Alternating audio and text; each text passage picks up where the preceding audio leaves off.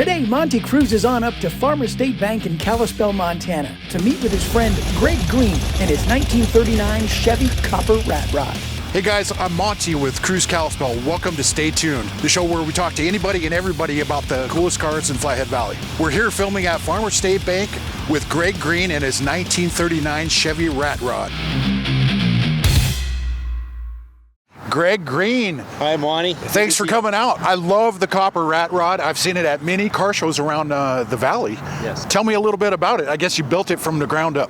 Yes. I actually bought it in pieces. It was not a running vehicle, but I basically tore it all apart. I mean, the cab and the grill, box and everything kind of came as just a parts rig. And I tore it completely down, built the frame, built everything. The front end, of course, the grill is a 1926 Buick, and the front axle is a 50 Chevy, made it into a mono spring. Engine is a 351 Ford Cleveland 4-valve, big heads, and the headers were all built. Everything's built. It's all roller cam, about 550 horse. Oh wow, 550. So, yeah, it's a big motor. Yeah, and you actually had to build the headers for it too, right? Yes, I had problems. These motors are really hard to come by, the 4V, because of the heads. And so the headers are off of a 429 big block Ford engine, Siamesed in to fit this motor. I love the air cleaner. Where did you get that air cleaner from? Oh, that's a dear friend of mine said, you got to have a different air cleaner. So that air cleaner is a barbecue off a sailboat. Yeah, and I see you actually have a grill on it, and at car shows you have some burgers and stuff that you put on there. Yes, there's a fake burger. Yeah. It's really people look at that and they say, burgers. And I said, well, you want to take a bite? They're just plastic. The typical rat rod is a late 1920s through late 1950s coupe, but sometimes a truck. The modern definition of a rat rod is a custom car with a deliberately worn down, unfinished appearance, typically lacking paint, showing rust, while made from cast-off parts. But they're definitely not cheap. Wait until you see the inside of this one. You might say you'll get your penny's worth. Hey, stick around. Stay tuned, we'll be right back. Farmer State Bank has helped Montana businesses grow and prosper since 1907. From startup to expansion, our commercial loan officers have the knowledge, experience, and resources your business needs. Count on Farmer State Bank, an equal housing lender and member FDIC. Today, Monty's meeting with his friend Greg Green up at Farmer State Bank, talking about his 1939 Chevy Copper Rat Rod. So Greg, the interior has, what is it, 3,000 or something pennies? 3,716 pennies. 3,716 pennies. Yes. So you hand polished each one and then laid them down on the floor. Yes. That must have been painstaking. It was just a lot of time and a lot of patience. This was my wife's idea. She came up with this, and I thought, well, how are we going to do this? Yeah. So just determined that we could glue them on. They're all facing the same direction. And then I used a 2-part epoxy and epoxied the top over the top of all of them. It turned out incredible. Did you have to polish it or anything, the epoxy, or did it just dry clear? Just dry cleared, and I had it on a flat surface, and of course you use a propane torch to get all the bubbles out. Yeah, it all came out just gorgeous. I couldn't be happier with it.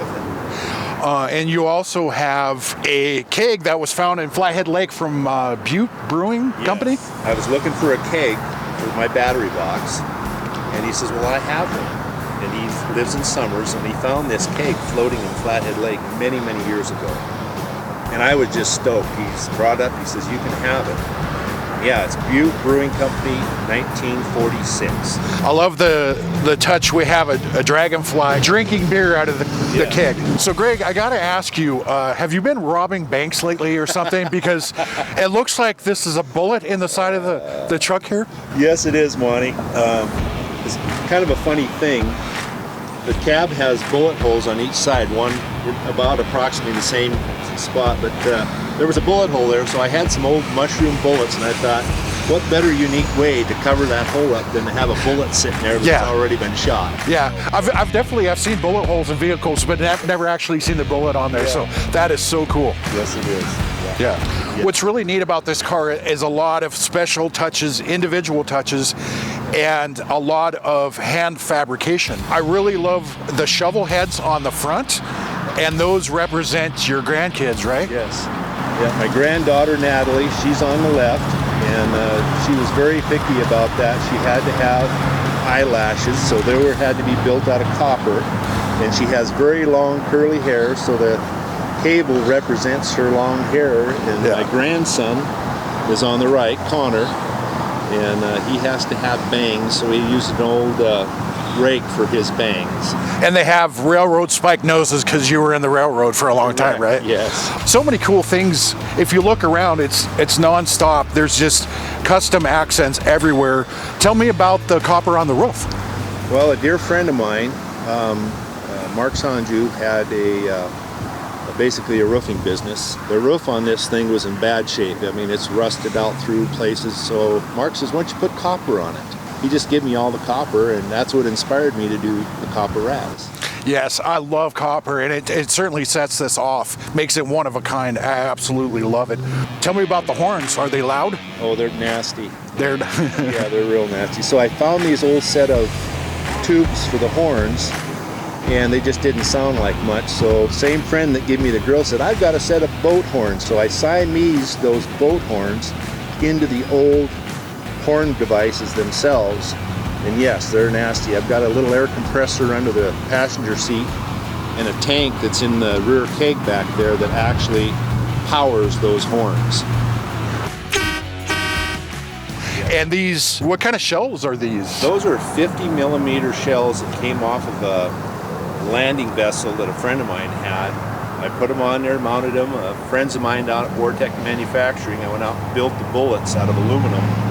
And, oh, cool. And that's, yeah, they just turned out awesome. Yeah, there's so many unique and individual touches on this, and you even have some coins that your dad had from World War II in there. Yes. Is that correct? Correct, yes. My dad inspired me a lot in motor stuff, and when he passed away, that's what I purchased, the parts and all the pieces for this thing were paid with the monies that he got, that us kids got. And yeah. So I built this in his memory. That's cool. The whole reason why I'm into cars is because my dad took me to car shows when I was a kid. Yes. You know, and so it's been my lifelong love, and I just absolutely love it. I just want to thank you so much for coming out, and I really appreciate it. Thank you for having me. Thank you for watching this episode of Stay Tuned. If you would like to have your car featured on the show, you can email me at cruisekalispell@gmail.com or DM me on Facebook. See you next time. Okay, Monty. Hey guys, welcome to Cruise Kalispell. Sorry, I did it again.